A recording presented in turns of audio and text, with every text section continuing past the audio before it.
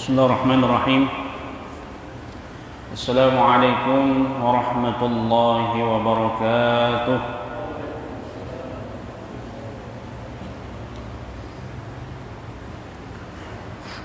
Alhamdulillah.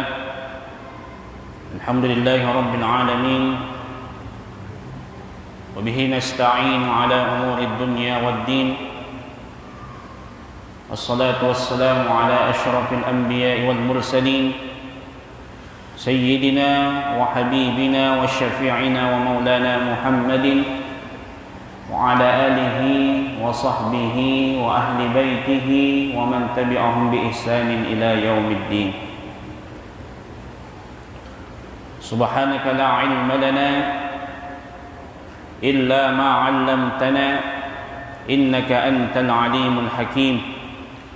Rabbi shrah li sadri wa yassir li amri wahlul 'uqdatam min lisani yafqahu qawli. Allahumma rzuqna 'ilman nafi'a warzuqna fahman thayyiba. Amma ba'd.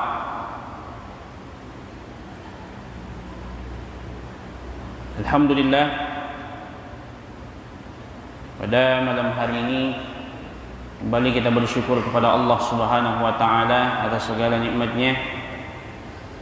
Salawat dan salam kita kirimkan kepada baginda Nabi Muhammad sallallahu alaihi wasallam, Nabi rahmatan lil alamin, yang diutus ke persada bumi ini untuk menyempurnakan akhlak yang mulia atau al-akhlaqul karimah. Maka mudah-mudahan dengan meneladani akhlak baginda Nabi sallallahu alaihi wasallam, di akhirat nanti kita berhak mendapatkan syafaat dari baginda Nabi sallallahu alaihi wasallam.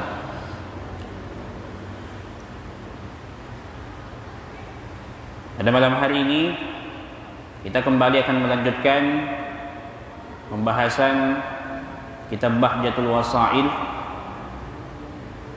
syarah dari kitab Ar-Risalatul Jami'ah, masih berkenaan tentang furudus salat. Jadi fardu-fardu salat atau arkanus salat, ya, rukun-rukun salat. Pertemuan yang lalu kita sudah singgung tentang membaca suratul Fatihah dan ruku'.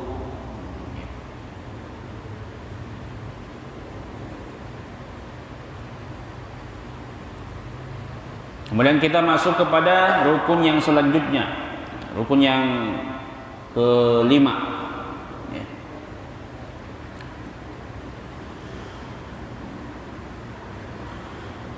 Summal i'tidalu wa yatma'innu fihi wujuban. Kemudian rukun yang kelima di dalam salat adalah al-i'tidal. I'tidal. Yang dimaksud i'tidal di sini berdiri tegak ketika bangun dari ruku'. Wa yatma'innu fihi wujuban. Dan tumaknina pada saat i'tidal wujuban, hukumnya wajib. Artinya i'tidal ini harus ada tumakninanya. Jadi i'tidal dengan tumaknina. Nah, itu maksudnya. Maka kalau ada orang i'tidal, tulang punggungnya itu belum tegak, belum kembali ke posisinya yang semula, belum lurus, lalu dia turun untuk sujud, maka bisa dipastikan dia tidak tumakninah, maka tidak memenuhi rukun i'tidal, bisa dipastikan salatnya tidak sah. Jadi ketika bangun sami Allahu liman hamidah, i'tidal, nanti kalau kita sudah berdiri tegak, tulang kita tadi yang awalnya berdiri, kan kita kan sebelum ruku berdiri tegak. Maka saat kita selesai ruku, kita kan ruku. Jadi pada saat kita bangun dari ruku, kita kembali berdiri, kembali kepada posisi yang awal tadi berdiri, maka diusahakan, ya, tulang tadi itu kembali ke posisinya yang semula, makanya harus ada jeda ketika i'tidal. Jadi tidak serta-merta setelah sami Allahu liman hamidah langsung turun Allahu akbar, tapi diberikan jeda, ya, namanya tumakninah. Setelah bisa dipastikan bahwasanya kita sudah berdiri tegak dan berdiam sejenak, baru bisa berpindah kepada rukun selanjutnya, turun untuk sujud. Dan inilah hikmahnya kenapa di dalam sholat itu bukan hanya sekedar gerakan semata, akan tetapi ada bacaan-bacaan sholat. Karena salah satu cara supaya kita tumakninah di dalam sholat adalah dengan membaca zikir atau bacaan-bacaan di dalam sholat. Makanya pada saat setelah i'tidal kan kita baca Rabbana walakal hamd. Itu sudah bagian daripada i'tidal itu. Kemudian sudah termasuk tumakninahnya di situ. Tapi kalau tidak membaca sama sekali, ditambah lagi dengan gerakan turun untuk sujud, maka bisa dipastikan berarti tumakninahnya tidak terpenuhi, maka otomatis sholatnya tidak sah.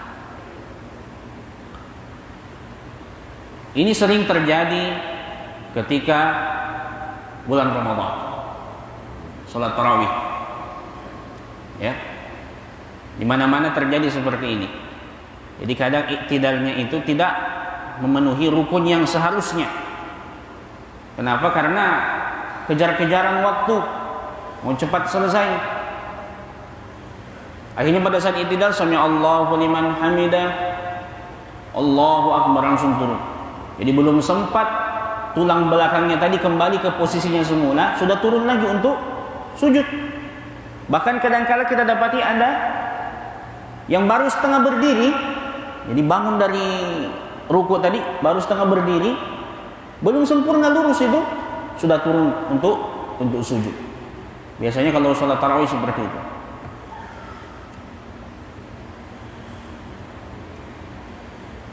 Maka percuma kita sholat, ya, 8 rakaat, 20 rakaat setiap malam, niat kita untuk mendapatkan rahmat Allah, mendapatkan keutamaan menghidupkan malam-malam yang ada di bulan suci Ramadan, kalau kita misalnya tidak memenuhi fardu-fardu yang ada atau rukun-rukun yang ada di dalam sholat kita. Ini mending santai sholat, diterima oleh Allah Subhanahu wa ta'ala, tidak sia-sia kita ibadah, daripada misalnya kita sholatnya terburu-buru, tergesa-gesa, mau cepat selesai, ya, mungkin karena ada kolaknya belum habis di rumah, maka sia-sia kita beribadah kepada Allah Subhanahu wa ta'ala. Makanya Nabi mengatakan banyak orang yang bangun sholat malam, sholat tarawih tidak mendapat apa-apa kecuali hanya capek saja, hanya seperti orang yang begadang semata. Jadi tidak mendapatkan pahala. Kenapa? Karena dia sholat itu hanya sekedar sholat, tidak memperhatikan perkara yang harus dipenuhi ketika dia sholat, seperti rukun-rukunnya, syarat-syarat yang harus dipenuhi seperti apa, ya, sehingga sholatnya bisa sempurna dan diterima di sisi Allah. Apalagi ada yang viral di media sosial, orang sholat tarawih itu berapa menit? Masya Allah, 20 rakaat.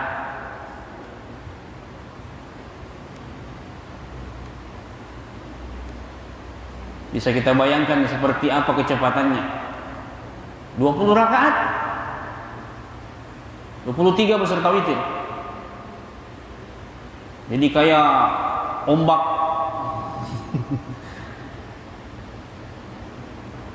Macam ayam itu yang dikasih makanan itu.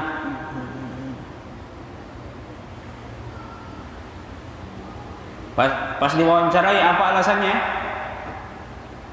Katanya, kita itu kalau bawa mobil kencang, cepat, pasti fokus. Kalau kita sholat katanya cepat, pasti fokus mengingat Allah katanya. Tidak bakal ingat yang lain. Jadi pertanyaan, apakah betul dia mengingat Allah pada saat dia sholat, ataukah dia fokus untuk menyelesaikan 2 rakaat, 2 rakaat, 2 rakaat. Ya. Ditambah lagi tumak ninanya tidak terpenuhi. Kalau di sini ada yang umur misalnya 70-an ikut sama yang sholat seperti ini, insya Allah baru 1 malam ikut sudah patah tulang punggung. Bukan main itu.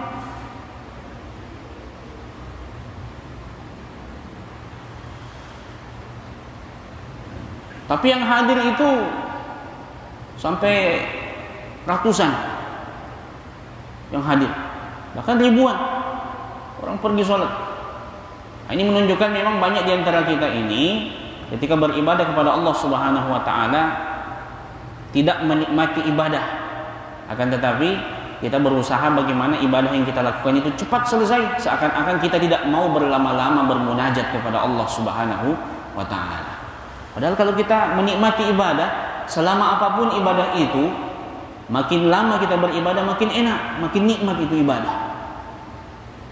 Ya. Makanya kalau kita di Indonesia dengan sholat di Masjidil Haram, kita jadi makmum, itu suasananya beda. Kenapa? Karena di sana kita itu seakan-akan menikmati ibadah kita kepada Allah Subhanahu wa taala. Imam bacaannya panjang, tidak masalah, tidak terasa itu. Bahkan kita kadang kalau di tanah air di Indonesia, kalau imam agak panjang sedikit bacaannya, lututnya sudah gemetaran, di sana tidak terasa. Sudah bacaannya bagus, ayat yang dibaca juga meskipun panjang, kita menikmati itu. Jadi kalau orang sudah merasa nikmat dengan ibadah, maka rasa bosan, rasa capek, bahkan rasa sakit sekalipun itu akan hilang seketika. Kenapa? Saking dia nikmati dekatnya kepada Allah Subhanahu wa taala. Jadi kalau kita mau cepat selesai, seakan-akan kita tidak mau berlama-lama, ya, berzikir kepada Allah Subhanahu wa taala. Padahal Allah mengatakan, ya ayyuhalladzina amanu dzkurullaha dzikran katsira. Wahai orang yang beriman, ingatlah Allah dengan sebanyak-banyak mungkin. Bagaimana mungkin zikir kita bisa banyak kalau sholat kita sebentar selesai? Nah itu. Bagaimana mungkin kita bisa mengingat Allah dengan maksimal kalau kita sholat singkat? Makanya kalau kita di Indonesia, ya minimal tidak mesti harus sama seperti di Masjidil Haram panjang sholatnya, tapi minimal kita ambil pertengahan, tidak terlalu panjang bacaannya dan juga tidak terlalu pendek. Itu. Jangan sholat tarawih maunya setiap habis Fatihah minta surah-surah pendek, yang paling pendek yang diminta. Ustaz, kalau bisa surah Al-Kautsar saja Ustaz. Inna a'tainakal kautsar fasholli li rabbika wanhar. Allahu akbar. Inna syani'aka huwal abtar untuk rakaat kedua.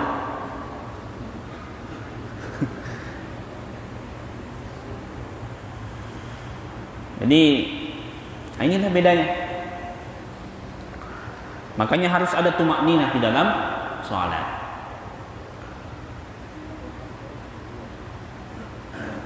Kemudian summa sujudu marratain, lalu bersujud 2 kali. Jadi kalau sudah iktidal, turun untuk sujud marratain 2 kali. Maksudnya 2 kali di sini, ya, sujud yang pertama, dia bangun, setelah itu duduk di antara 2 sujud, ya, baru sujud yang kedua. Tidak sekaligus sujud 2 kali. Maksudnya sujud yang pertama dan sujud yang kedua setelah duduk di antara dua sujud.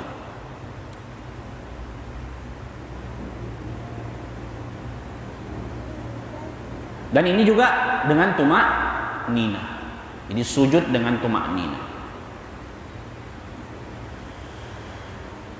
Dan mungkin pernah kemarin kita bahas masalah turun untuk sujud. Ya. Masalah turun untuk sujud, mungkin ada yang menanyakan yang mana duluan kalau turun. Apakah lutut dulu baru telapak tangan, baru kepala, ataukah tangan dulu baru lutut baru kepala? Ya, jawabannya ini adalah khilafiyah di kalangan para ulama. Kalau menurut tiga mazhab, Syafi'iyah, Hanafiyah, Hanabilah, ya, mereka sepakat bahwa turunnya itu mendahulukan lutut dulu, baru telapak tangan, baru kepala. Menurut mazhab Malikiyah, ya, menurut mazhab Malikiyah, justru yang duluan itu adalah tangan dulu, baru lutut. Kalau mazhab Malikiyah. Jadi kalau ada yang turun tangan dulu baru lutut, itu mazhab Malikiyah itu, mengikut kepada pendapat Imam Malik. Ya, jadi itu. Yang penting jangan kepala dulu. Kalau kepala dulu, itu terbentur namanya, bukan sujud. Ya, jadi turunnya itu apakah lutut dulu baru tangan, ataukah tangan dulu baru lutut. Nah, itu ya.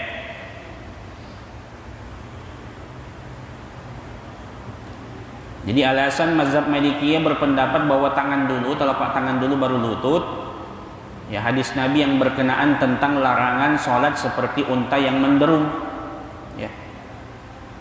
Sementara alasan ulama yang mendahulukan kedua lutut mengambil hadis yang diriwayatkan oleh Wa'il bin Hujur, ya, sahabat, ya, tentang Nabi ketika turun mendahulukan kedua lututnya baru telapak tangannya.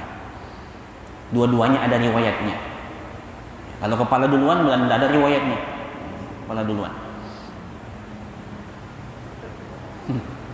Benjol juga kepala kalau kepala duluan.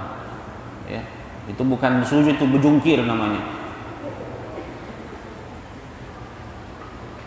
Kemudian Rasulullah menganjurkan kepada kita bahwa kalau kita bersujud itu bersujud pada 7 anggota tubuh. Ya. Jadi sahabat Anas bin Malik meriwayatkan bahwasanya amarana Rasulullah sallallahu alaihi wasallam an nasjuda ala sab'ati a'zum. Nabi memerintahkan kami untuk bersujud pada 7 anggota tubuh. 7 anggota tubuh di sini, ya. Yang pertama adalah al-jabhah wa asyara ila anfi. Jadi dahi. Bahkan Nabi itu mengisyaratkan hidungnya. Jadi dahi termasuk hidung. Berarti kalau kita sujud, dahi rapat ke tanah, hidung juga rapat ke tanah. Enggak usah takut pesek. Ustaz, nanti tambah pesek saya kalau hidungnya rapat ke tanah. Tidak bakal pesek, biarpun ditekan-tekan itu sudah dari sananya begitu, tidak bakal tambah pesek. Sama juga kan ada paham, biasanya kalau bayi itu baru lahir agak pesek kelihatan, ditarik-tarik hidungnya katanya biar mancung. Biarpun ditarik kayak apa, tidak bakal mancung kalau memang orang tuanya tidak mancung. Ya, jadi tergantung pabriknya. Kalau pabriknya mancung ya otomatis. Jadi biarpun ditarik-tarik.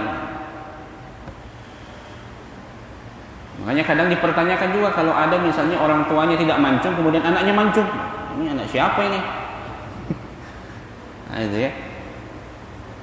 Jadi wa asyara ila anfi. Jadi Nabi itu memberikan isyarat hidungnya juga. Jadi kalau kita sujud, dahi dengan hidung itu rapat ke tanah. Cuma perlu diperhatikan ketika kita bersujud jangan sampai ada pakaian yang menghalangi, yang kita pakai itu menghalangi, ya, anggota sujud kita. Ya. Jadi anggota sujud kita. Jadi tadi dahi dengan hidung. Kemudian kedua telapak tangan, kafain. Kedua telapak tangan ini rapat ke tempat sujud, ke tanah. Kemudian rukbatain, kedua lutut. Nah, sudah berapa itu? Sudah 5. Kemudian kedua telapak kaki. Ya. Jadi kedua telapak kaki, qadamain. Nah, telapak kaki ini ditekuk ketika kita bersujud. Jari-jarinya pada saat ditekuk, ini 5 jarinya ditekuk, semuanya menghadap ke kiblat. Ya. Jadi semuanya menghadap ke kiblat. Jadi jangan begini, ini sujud ada yang kadang begini nih. Jadi harus dilipat itu, ditekuk 5 jarinya yang kiri kanan. Semua jari-jarinya menghadap ke kiblat. Mungkin ada yang bertanya, bagaimana kalau cuma 2 yang bisa? Ya sudah 2, sisanya tidak apa-apa. Kalau memang tidak bisa, cuma 1 misalnya yang bisa, ya 1 saja. Yang penting ada yang ditekuk. Kecuali jari-jarinya tidak ada, ya tidak usah ditekuk. Apa yang mau ditekuk kalau tidak ada jari-jarinya? Nah itu. Jadi jangan sampai ada pakaian yang menghalangi. Apakah telapak tangan kita, ya termasuk juga misalnya lutut kita atau wajah kita tadi yang jabha, dahi kita, hidung kita, pakaian yang menghalangi. Pakaian yang menghalangi di sini kan kadang ada orang pakai sorban. Jadi pakai rida, ya, selendang. Ini kalau selendang dipakai begini, jadi jangan sampai selendang itu menghalangi anggota sujud. Ya, telapak tangannya misalnya ada selendangnya kan kalau sudah sampai di tanah, ini juga jangan sampai seperti itu. Atau selendangnya berada di pas tepat di wajahnya sehingga dahinya ini tidak sampai ke tempat sujud. Sama lutut juga termasuk. Ya. Sarung ini kan menutup aurat, ini tidak masalah. Ini pakaian yang kita pakai maksudnya di sini, ya. Pakaian yang kita pakai tadi, kalau pakaian yang begini kan tidak masalah. Maksudnya di sini pakaian yang seperti selendang tadi itu menghalangi wajah utamanya. Karena tidak mungkin ini sarung ini termasuk, karena memang dianjurkan kita menutup aurat. Karena dia lapisan kan? Itu. Jadi telapak tangan ini, kemudian jabha. Karena kadang ada orang itu tadi dikalungkan begini, tapi nanti ketika sujud dia ada di kepalanya, sehingga dia bersujud di atas ridanya. Nah, ini menghalangi sampainya wajah ke tempat sujud, itu bisa menyebabkan tidak sahnya sujud. Ya, jadi jangan sampai seperti itu. Makanya kalau misalnya ragu ridanya ini mengganggu, udah dilepas, jadikan alas saja sekaligus. Itu tidak masalah karena tidak dipakai.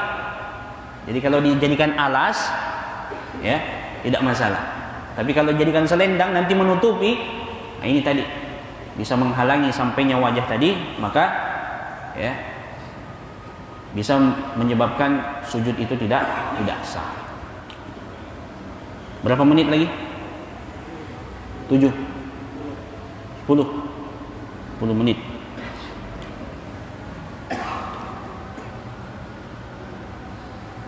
Ini sujudnya.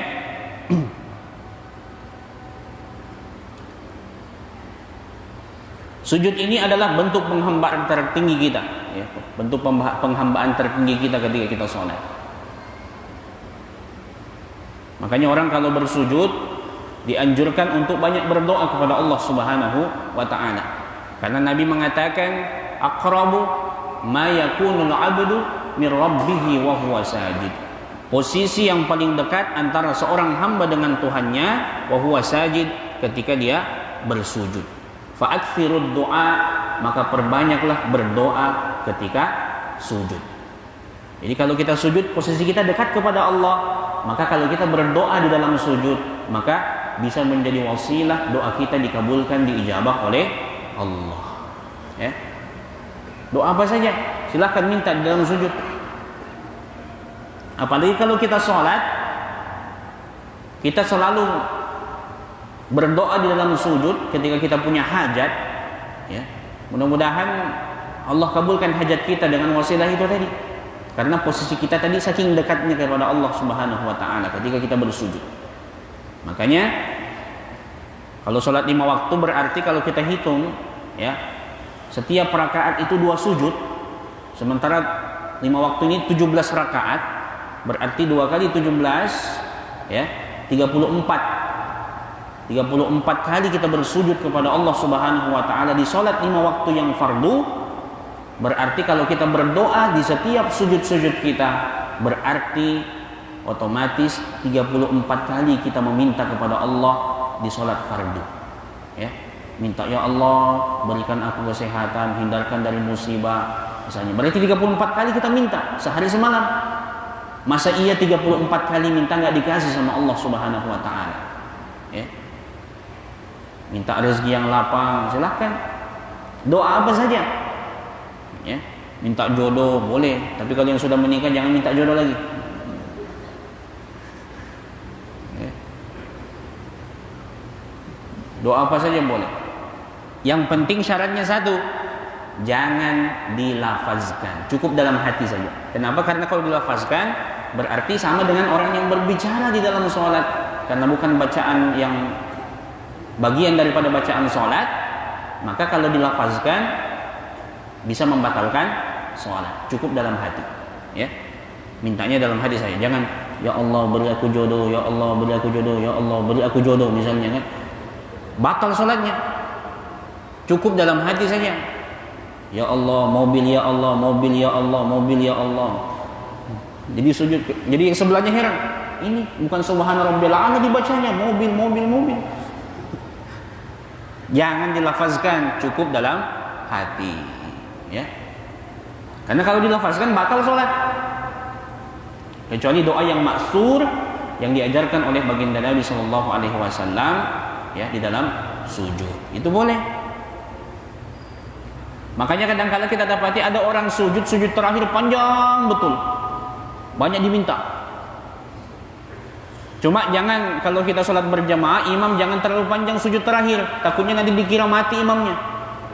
Wah mati pak imam di depan ini, kayaknya tidak bangun-bangun ya. Standar, tidak terlalu lama, tidak juga terlalu cepat, menyesuaikan dengan kondisi jamaah. Karena kalau terlalu lama sujud nanti takutnya ada yang sesak napas juga makmumnya di belakang kelamaan sujud ya kan. Saudara itu ya, wallahu a'lam bissawab. Insyaallah yang akan datang kita akan lanjutkan kembali wal julusu bainas sajadataini wa yatma'innu wujuban fil kulli. Duduk di antara dua sujud. Insyaallah mudah-mudahan Allah panjangkan umur kita. Wallahu a'lam bissawab. Masih ada waktu mungkin sekitar 5 menit ya. Kalau masih ada silahkan, kalau ada yang mau bertanya mungkin kalau ada.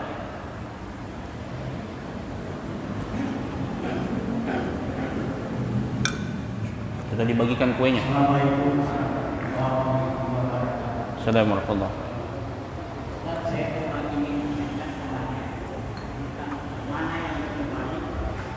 Waktu sujud berdoa atau setelah membaca tahiyat? Oh iya.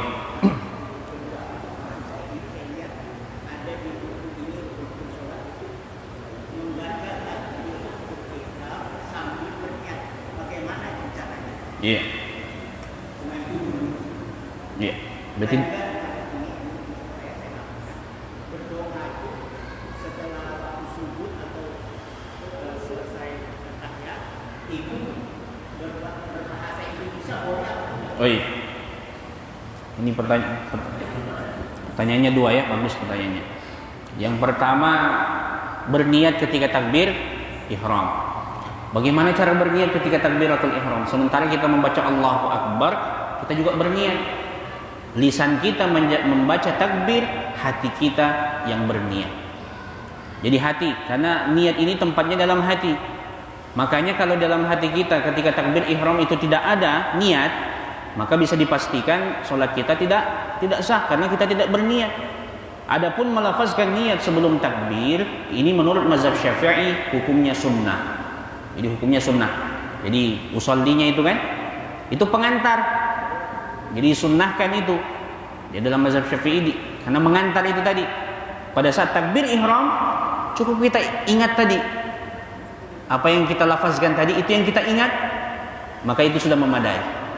Misalnya ya salat maghrib 2 rakaat makmum karena Allah. Itu sudah cukup ya di dalam hati kita. Sementara lisan membaca takbiratul ihram. Gitu ya. Jadi maksudnya seperti itu. Karena tidak mungkin kita sambil Allahu Akbar usolli juga dalam hati. Repot. Apalagi kalau bahasa Arab kan panjang betul, usolli fardal maghribi salasa rakaatin mustaqbilal kiblati makmun. Itu bisa panjang takbirnya Allahu Akbar.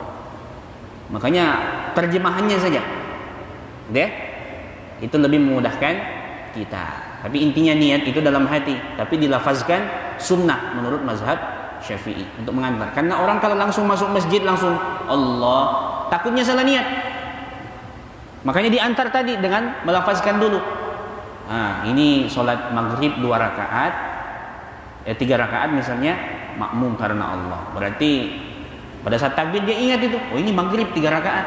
Kalau langsung masuk Allah, takutnya salah niat, dia sholatnya niatnya sholat isya, sudah terlanjur, ya otomatis tidak sah sholatnya. Nah itu. Jadi diantar dengan melafazkan niat. Tapi intinya kalau ada yang tidak melafazkan niat tidak masalah, tapi takbir ihram tetap ada niat dalam hati ya ketika takbir. Dan jangan sampai selesai takbir ihram baru berniat. Nah ini salah juga.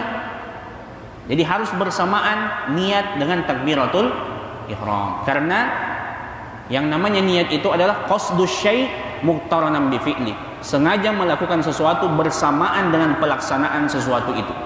Itu namanya niat. Ya, jelas ya? Yang kedua, yang mana yang lebih afdal? Doa ketika sujud atau doa pada saat tasyahud akhir? Karena kan kita tasyahud akhir juga ada doa yang dianjurkan oleh baginda Nabi sallallahu alaihi wasallam, minta perlindungan dari 4 hal misalnya kan. Ada riwayatnya tentang itu.